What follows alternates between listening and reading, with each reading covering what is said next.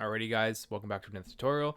So last time we talked about strings, f strings, whatever, pretty simple stuff, but yeah, we're gonna get right into the new stuff. Today we're gonna get into data structures. Yeah, let's get right into it. Yeah, alright, let's get right into data structures. Alright, so in when it comes to data structures in general, Python has like a number of data types that it used to group data together, in which it's called data structures. So one of the most versatile ones, one of the easiest ones, is called a list. So let's just say like squares is equal to 1, 4, and 9. It's just this is going to be equal to a list. Okay, so in a list, they're separated by commas and enclosed in square brackets. So they can contain items of different types, or they can contain items of the same type, but they usually contain items of the same type. When I say type, I mean like string or integer or whatever. But yeah. So this is going to be a list here. If you were to print this out, print squares. We have this little window thing again. Nice. So you're going to get 1, 4, and 9. Yeah, if you were to print out the squares at index 1, what do you think that's going to print out? It's going to print out 4. 0, 1. Right? If you were to print out squares starting at index 0 and going until 2, what do you think that's going to print out? So 0, 1, remember it doesn't include this one, so it's going to go 0, 1. Right, so it's 1 and 4. But yeah, that's the list data structure. You can also have like different types, like I said earlier. So like dog.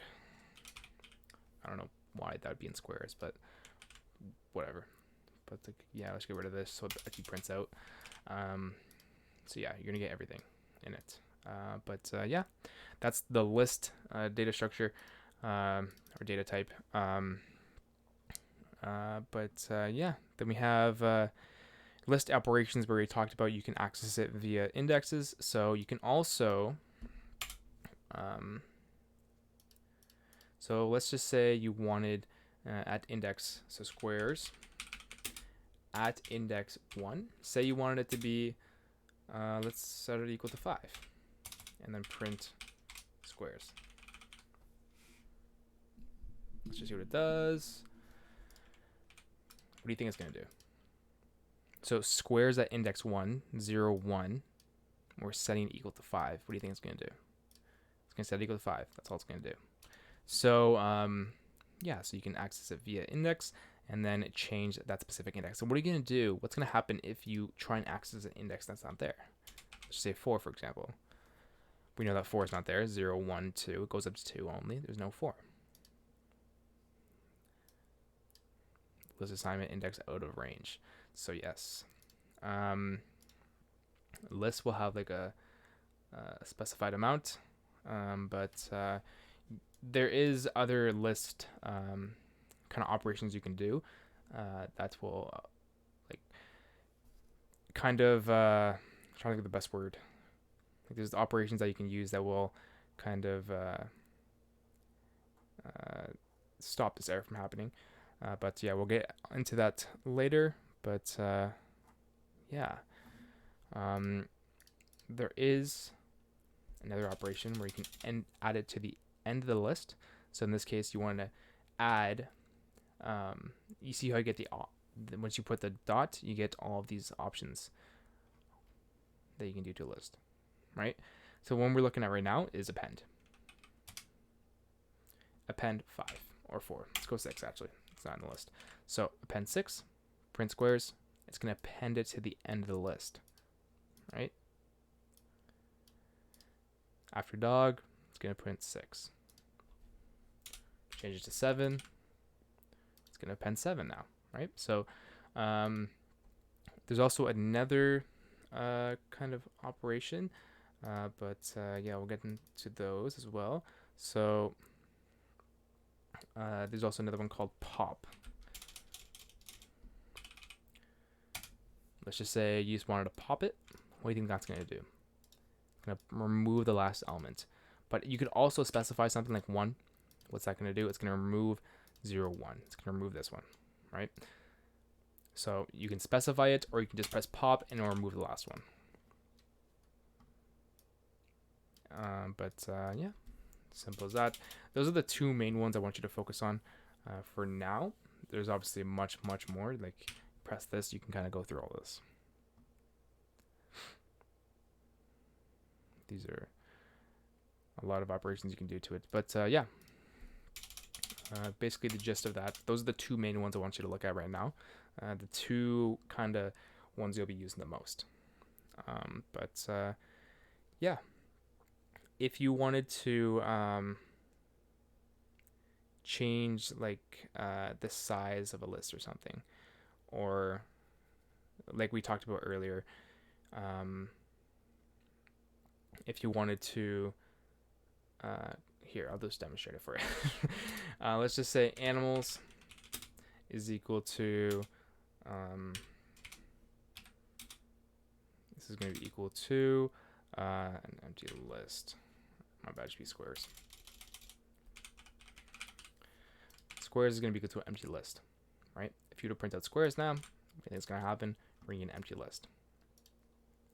So what you could do, if you wanted to copy everything inside the list, you can just say, let's just say cube is equal to squares, and do that. Now print out cube. It's now going to be the same.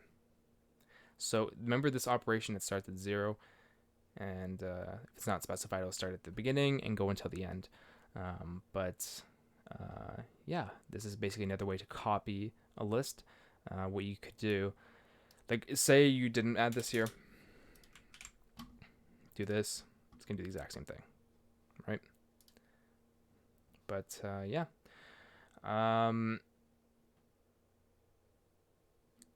What else? What else?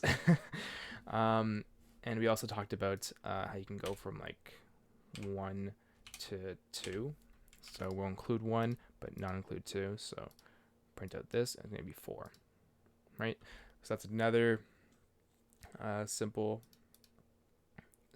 little substring of sub list of a list.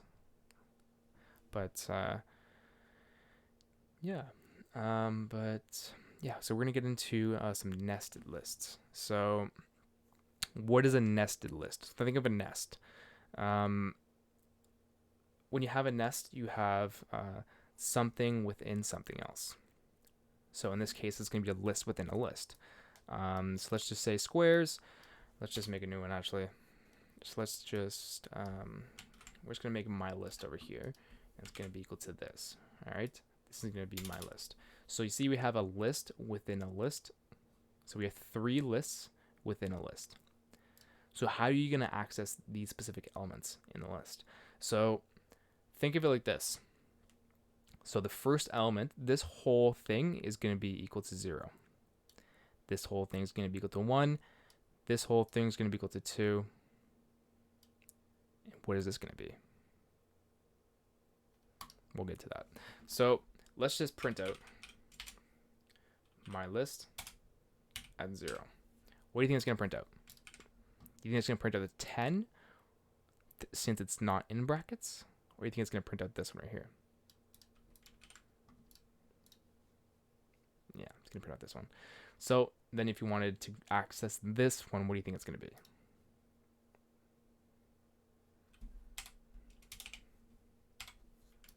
Oops. There you go. You could also just put it in brackets if you wanted to. You don't necessarily need to, but yeah, if you wanted the brackets. It's just there to confuse you, really.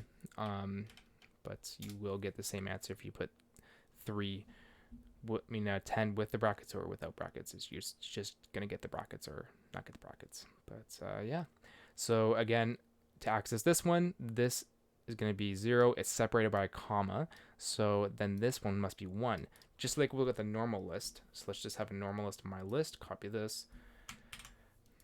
Let's call it my list 2.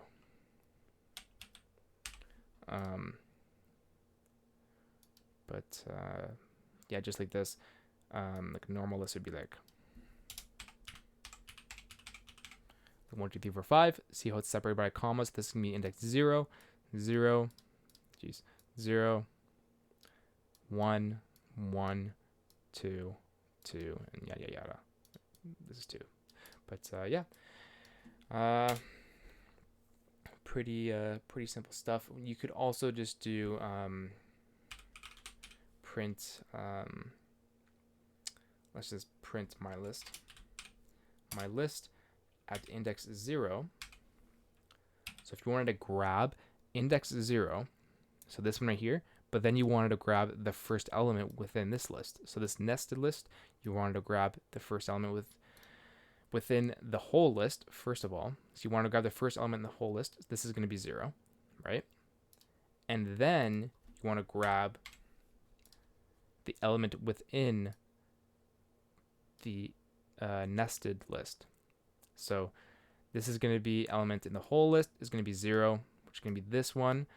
And now if you wanted to grab the first element in the nested list, which is going to be this one, that would be 0 again. So print that out, you're going to get 1. Same thing with this. You grab 1 over here, change that to a 1. What do you think you're going to grab now? I'll let you guess before I do it.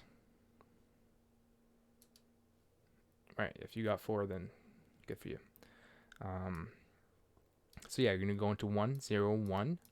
And then once you're at 1, it's going to be like, okay, now let's check the next one, which is going to be 0. So check 0. Now what about this? Another question for you. If you go into 1, then go into 0, what do you think you're going to do now?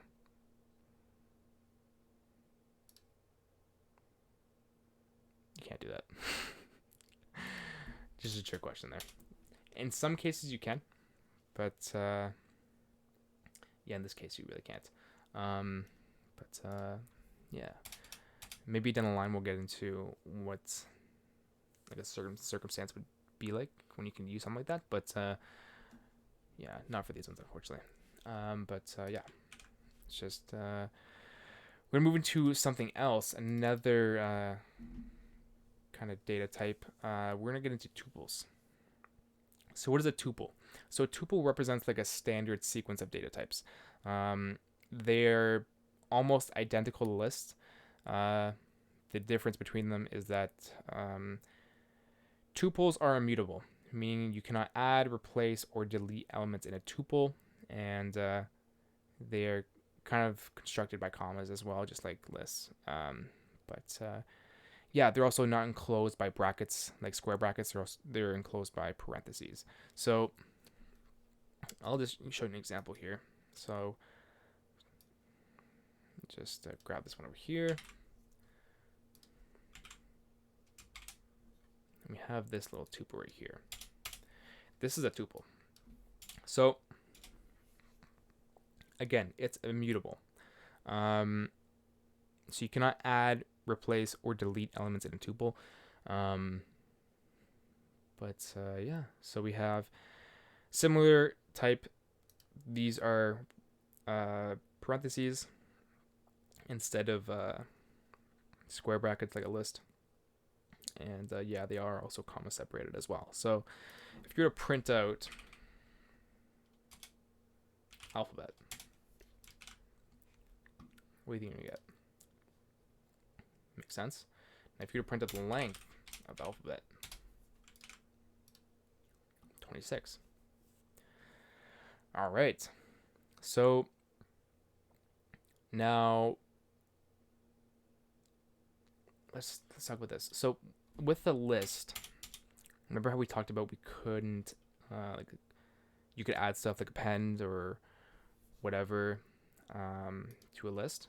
So with these, if you were to do like alphabet dot append hello, and then print alphabet has no attribute append. See, so you can't add something to a list there. I mean, yeah, you can't add something to a tuple. long day. But yeah, that's basically a tuple. Similar to a list, just immutable. And yeah, if you're wondering too, if you can access a specific index, let's just say, can you access a specific index in a tuple? Can you access this one? Yeah, you can. So you can access it, again, similar to a list, just immutable. All right, just remember that. Very similar to a list, just immutable. But yeah, that's basically the gist of a tuple. You could also print like, let's just say type. That's going to be of class tuple. But yeah, so now we're going to get into some methods. So let's just have a list of fruits here. So these aren't necessarily going to be specific to lists, but there's a method I want to talk about called the .join. It's like a string method, but it kind of requires like an understanding of like iterable objects such as like strings, lists, tuples. It's like a flexible way to kind of create strings from iterable objects. It joins elements of an iterable such as like a list or like a string or like a tuple by a string separator. So yeah, so we'll do like this. So we have the fruits. And then we have, let's just say, a tuple. My tuple is equal to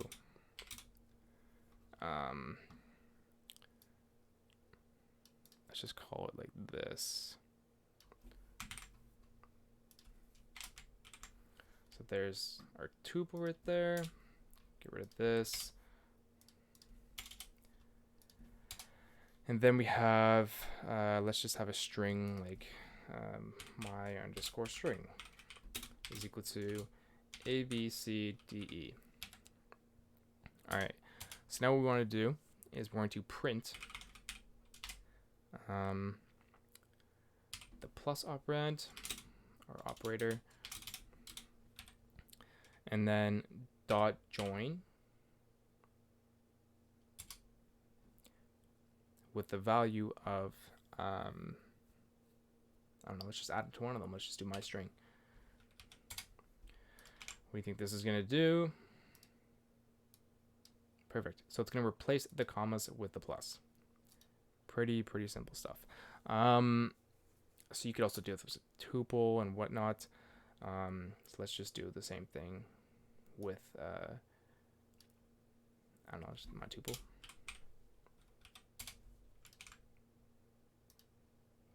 You get the plus, you can also use like an equal sign, but yeah, pretty simple stuff, and yeah, that's basically the gist of it. It basically kind of conjoins the characters. Instead of a comma, it uses whatever you kind of want there.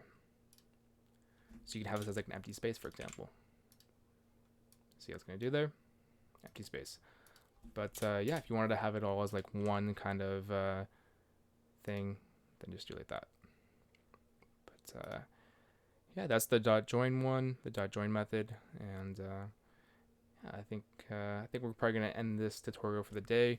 If you guys liked the video, feel free to like, comment, and subscribe. But that's pretty much it. See you in the next one. Have a good day.